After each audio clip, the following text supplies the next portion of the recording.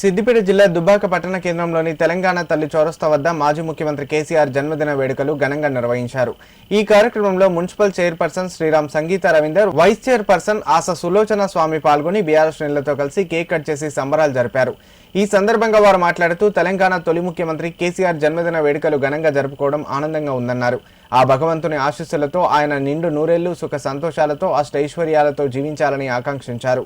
తెలంగాణ అభివృద్ధి సాధ్యమైనది కేవలం కేసీఆర్ నాయకత్వంతోనే అని వారు పేర్కొన్నారు. మాజీ ముఖ్యమంత్రి కేసీఆర్, మాజీ మంత్రులు కేటీఆర్, హరీష్ రావు ఆశీస్సులతో పాటు ఎమ్మెల్యే కొత్త ప్రభాకర్ రెడ్డి సహకారంతో తాము చైర్పర్సన్, వైస్ చైర్పర్సన్, కౌన్సిలర్లుగా ఎన్నుకోబడడం ఎంతో సంతోషంగా ఉందన్నారు. రానున్న రోజుల్లో కేసీఆర్ మరోసారి ముఖ్యమంత్రిగా బాధ్యతలు చేపట్టాలని వారు ఆకాంక్షించారు.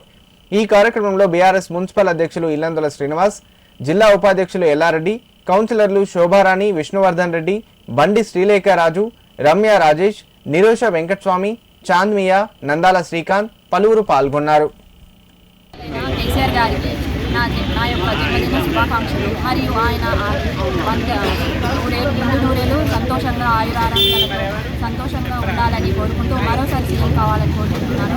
మరియు మా 20 వార్డుల సభ్యుల కౌన్సిలర్ల నుండి అందరం కలిసి అతన్ని ఆయురారోగ్యాలతో ఉండాలని కేసీఆర్ గారికి మనస్ఫూర్తిగా కోరుకుంటూ జై తెలంగాణ, జై తెలంగాణ.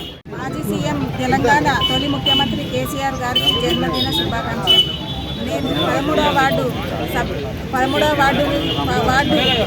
వైస్ చైర్మన్గా నన్ను ఎన్నుకున్నారు. దానికి నా వార్డు సభ్యులందరూ కలిసి నన్ను గెలిపించారు. వాళ్ళ తరఫున కూడా జన్మదిన శుభాకాంక్షలు తెలియజేస్తున్నాం కేసీఆర్.